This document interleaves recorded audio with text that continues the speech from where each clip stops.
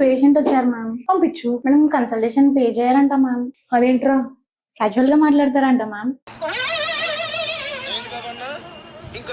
Casual గా మాట్లాడతారంట ma'am. రమ్మన్. Good evening ma'am. Good evening, రండి కూర్చోండి. ఎలా ఉన్నారు?